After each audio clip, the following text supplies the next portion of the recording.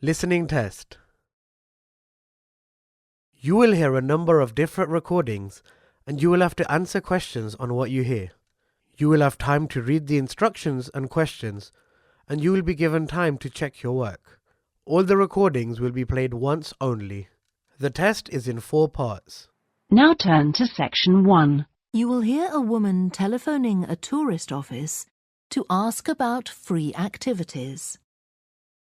First, you have some time to look at questions 1 to 6.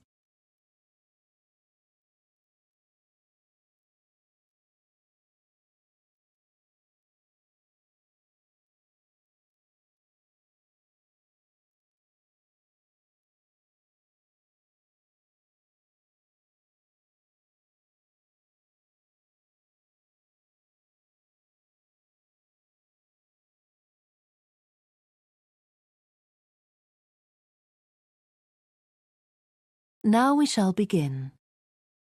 You should answer the questions as you listen because you will not hear the recording a second time.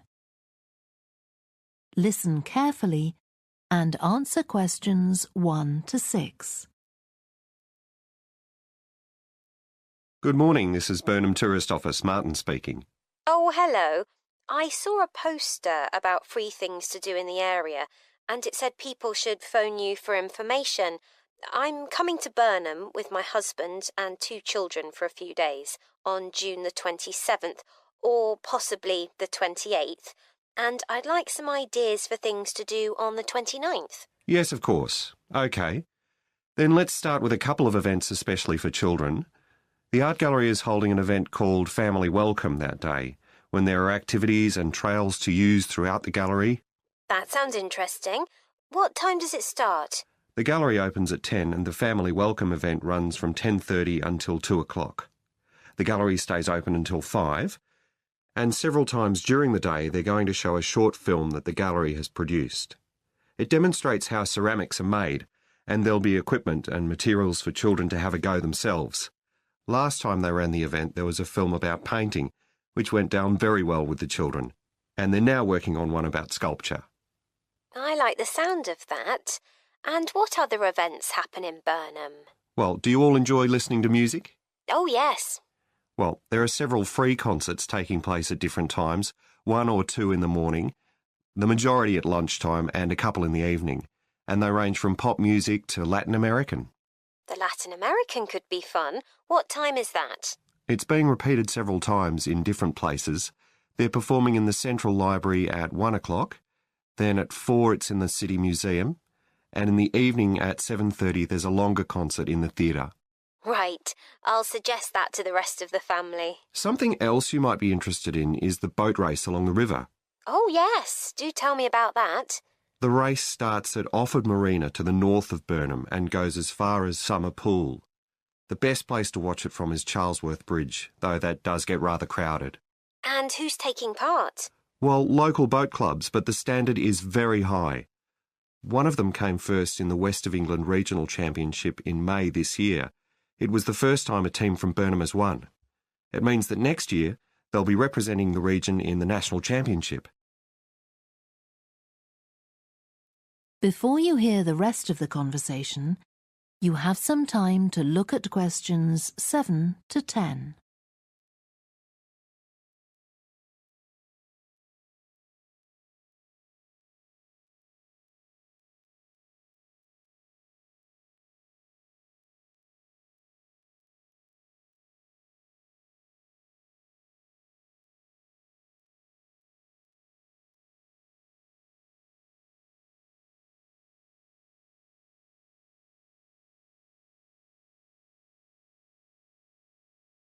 Now listen and answer questions 7 to 10. Now, I've heard something about Paxton Nature Reserve. It's a good place for spotting unusual birds, isn't it? That's right, throughout the year. There is a lake there as well as a river, and they provide a very attractive habitat. So it's a good idea to bring binoculars if you have them. And just at the moment you can see various flowers that are pretty unusual. The soil at Paxton isn't very common. They're looking good right now. Right. My husband will be particularly interested in that. And there's going to be a talk and slideshow about mushrooms, and you'll be able to go out and pick some afterwards and study the different varieties. Uh-huh. And is it possible for children to swim in the river? Yes, part of it has been fenced off to make it safe for children to swim in. It's very shallow and there's a lifeguard on duty whenever it's open. The lake is too deep, so swimming isn't allowed there. OK, we must remember to bring their swimming things in case we go to Paxton. How long does it take to get there by car from Burnham? About 20 minutes, but parking is very limited, so it's usually much easier to go by bus, and it takes about the same time. Right. Well, I'll discuss the options with the rest of the family. Thanks very much for all your help. You're welcome. Goodbye. Bye. That is the end of section 1. You now have half a minute to check your answers.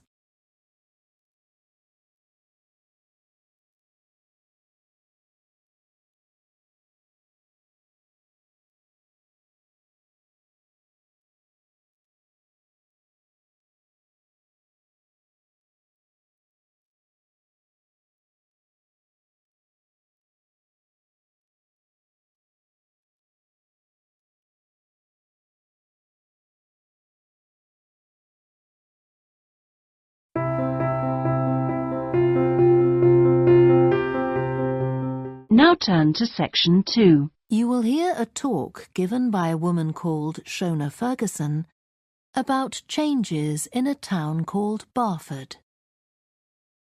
First, you have some time to look at questions 11 to 15.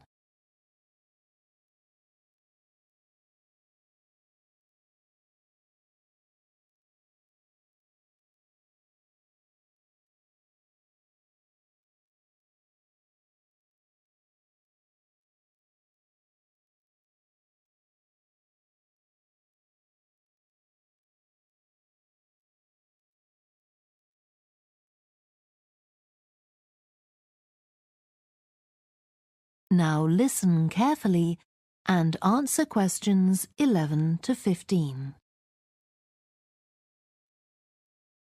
First of all, let me thank you all for coming to this public meeting to discuss the future of our town. Our first speaker is Shona Ferguson from Barford Town Council. Shona. Thank you. First, I'll briefly give you some background information. Then I'll be asking you for your comments on developments in the town. Well, as you don't need me to tell you, Barford has changed a great deal in the last 50 years. These are some of the main changes. 50 years ago, buses linked virtually every part of the town and the neighbouring towns and villages. Most people used them frequently, but not now, because the bus companies concentrate on just the routes that attract most passengers. So parts of the town are no longer served by buses. Even replacing old, uncomfortable buses with smart new ones has had little impact on passenger numbers. It's sometimes said that bus fares are too high, but in relation to average incomes, fares are not much higher than they were 50 years ago. Changes in the road network are affecting the town. The centre was recently closed to traffic on a trial basis, making it much safer for pedestrians. The impact of this is being measured. The new cycle paths separating bikes from cars in most main roads are being used far more than was expected, reducing traffic and improving air quality. And although the council's attempts to have a bypass constructed have failed, we haven't given up hope of persuading the government to change its mind. Shopping in the town centre has changed over the years. Many of us can remember when the town was crowded with people going shopping. Numbers have been falling for several years, despite efforts to attract shoppers, for instance by opening new car parks. Some people combine shopping with visits to the town's restaurants and cafes. Most shops are small, independent stores, which is good, but many people prefer to use supermarkets and department stores in nearby large towns, as there are so few well-known chain stores here. Turning now to medical facilities. The town is served by family doctors in several medical practices, fewer than 50 years ago, but each catering for far more patients. Our hospital closed 15 years ago, which means journeys to other towns are unavoidable. On the other hand, there are more dentists than there used to be. Employment patterns have changed along with almost everything else. The number of schools and colleges has increased, making that the main employment sector. Services such as website design and accountancy have grown in importance, and surprisingly perhaps, manufacturing hasn't seen the decline that has affected it in other parts of the country. Before you hear the rest of the talk, you have some time to look at questions 16 to 20.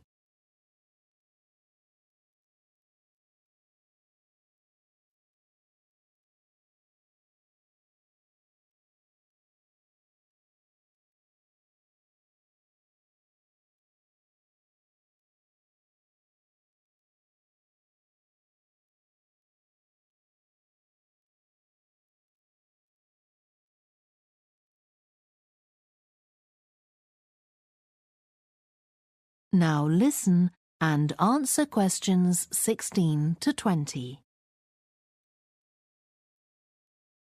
Now I'll very quickly outline current plans for some of the town's facilities, before asking for your comments. As you'll know if you regularly use the car park at the railway station, it's usually full. The railway company applied for permission to replace it with a multi-storey car park, but that was refused. Instead, the company has bought some adjoining land, and this will be used to increase the number of parking spaces. The Grand, the old cinema in the High Street, will close at the end of the year and reopen on a different site. You've probably seen the building under construction. The plan is to have 3 screens with fewer seats rather than just the one large auditorium in the old cinema. I expect many of you shop in the indoor market. It's become more and more shabby looking, and because of fears about safety, it was threatened with demolition.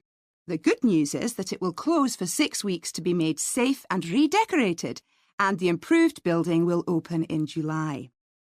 Lots of people use the library, including school and college students who go there to study. The council has managed to secure funding to keep the library open later into the evening, twice a week. We would like to enlarge the building in the not-too-distant future, but this is by no means definite. There's no limit on access to the nature reserve on the edge of town, and this will continue to be the case. What will change, though, is that the council will no longer be in charge of the area. Instead, it will become the responsibility of a national body that administers most nature reserves in the country. OK, now let me ask you if you have... That is the end of section 2. You now have half a minute to check your answers.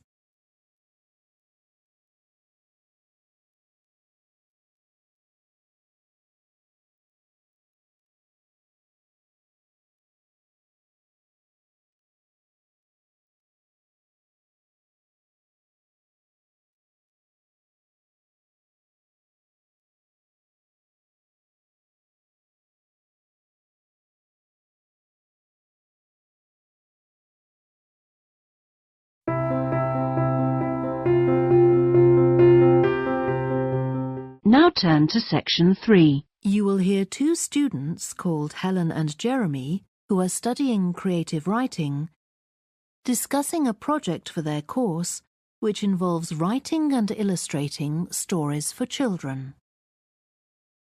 First, you have some time to look at questions 21 to 26.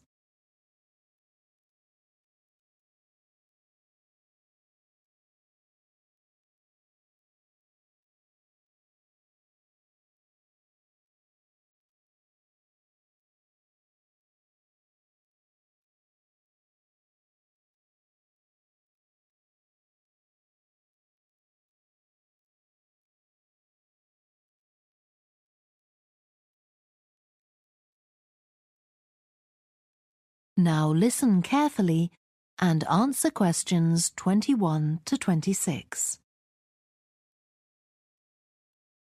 Hello, Helen. Sorry I'm late. Hi, Jeremy, no problem.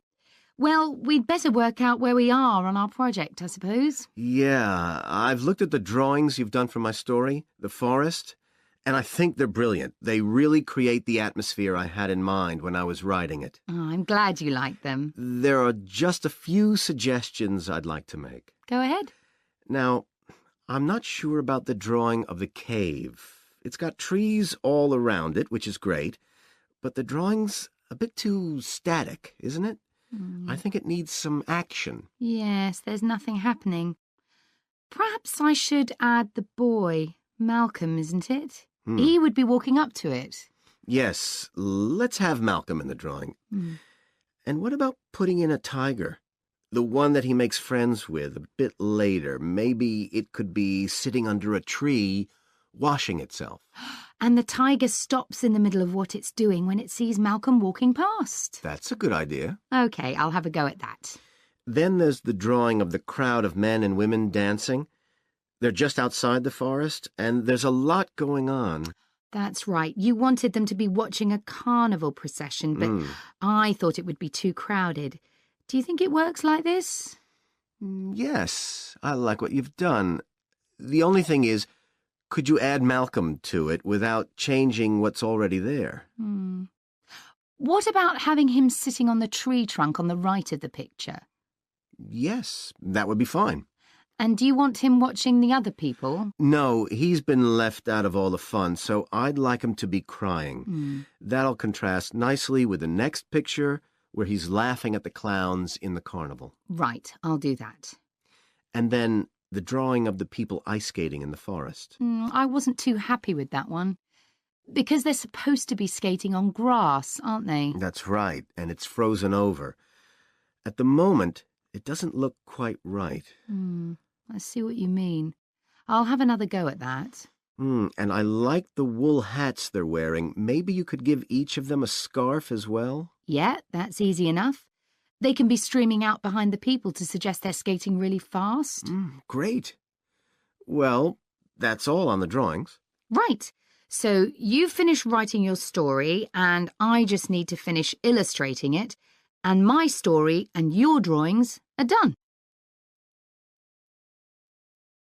Before you hear the rest of the discussion, you have some time to look at questions 27 to 30.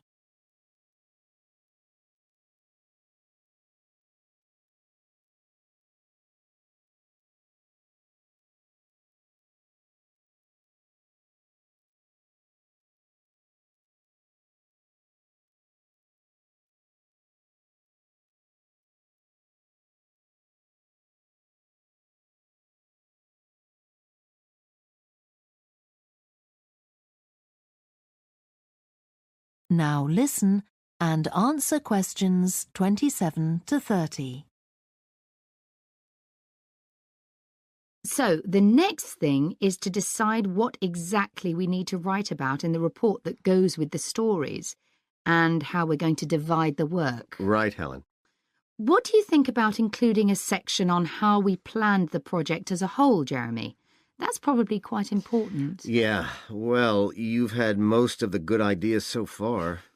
How do you feel about drafting something? Then we can go through it together and discuss it. OK, that seems reasonable. And I could include something on how we came up with the ideas for our two stories, couldn't I? Well, I've started writing something about that, so why don't you do the same and we can include the two things? Right. So what about our interpretation of the stories? Do we need to write about what we think they show, like the value of helping other people or that sort of thing? That's going to come up later, isn't it? I think everyone in the class is going to read each other's stories and come up with their own interpretations, which we're going to discuss. Oh, I missed that. So it isn't going to be part of the report at all? No. But we need to write about the illustrations because they're an essential element of children's experience of reading the stories. It's probably easiest for you to write that section, as you know more about drawing than I do. Maybe, but I find it quite hard to write about. I'd be happier if you did it. Okay. So when do you think we can get this ready? That is the end of section 3. You now have half a minute to check your answers.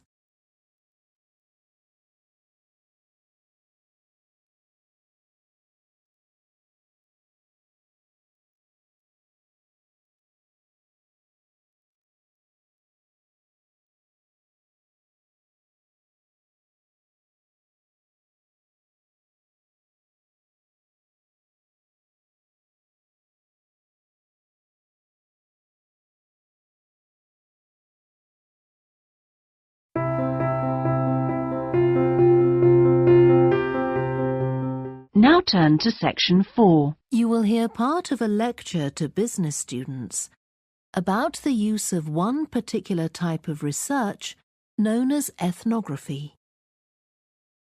First, you have some time to look at questions 31 to 40.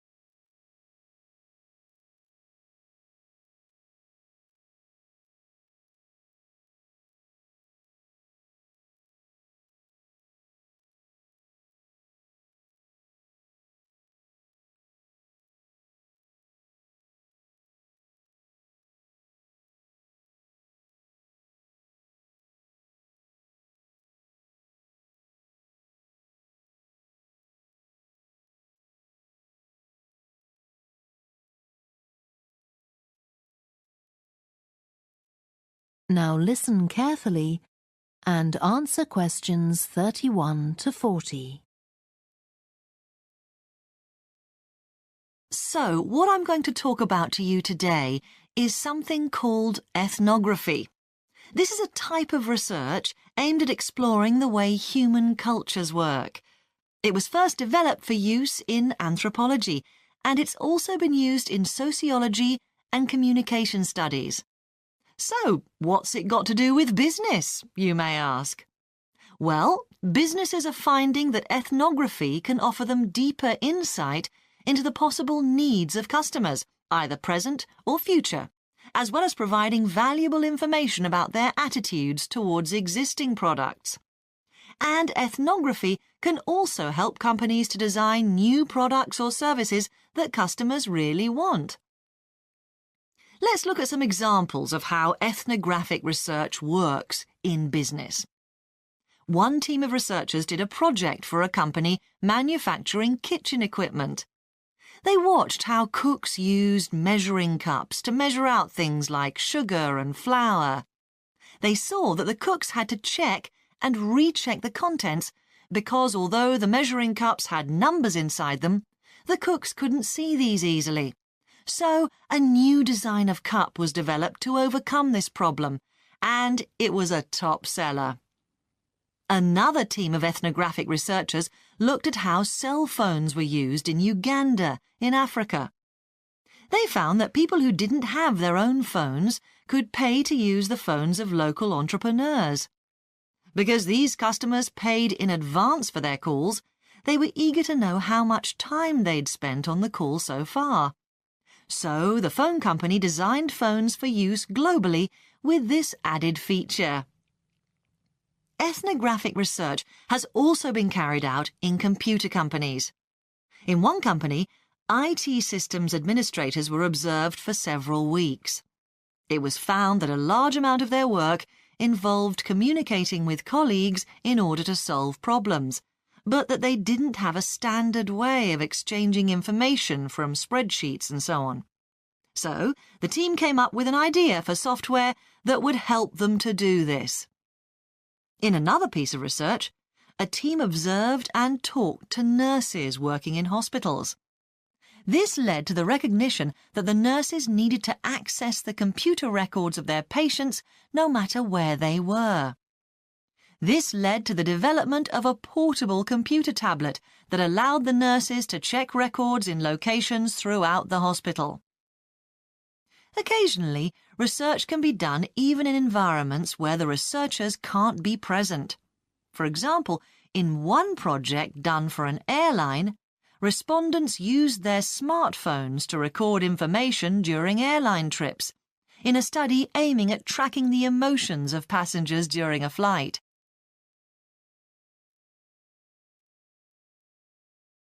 So, what makes studies like these different from ordinary research?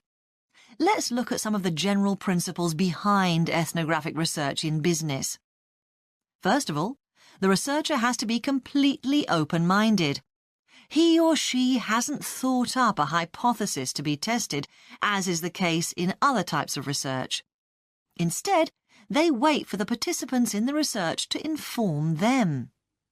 As far as choosing the participants themselves is concerned, that's not really all that different from ordinary research. The criteria according to which the participants are chosen may be something as simple as the age bracket they fall into, or the researchers may select them according to their income, or they might try to find a set of people who all use a particular product, for example. But it's absolutely crucial to recruit the right people as participants. As well as the criteria I've mentioned, they have to be comfortable talking about themselves and being watched as they go about their activities. Actually, most researchers say that people open up pretty easily, maybe because they're often in their own home or workplace. So, what makes this type of research special is that it's not just a matter of sending a questionnaire to the participants. Instead, the research is usually based on first-hand observation of what they are doing at the time.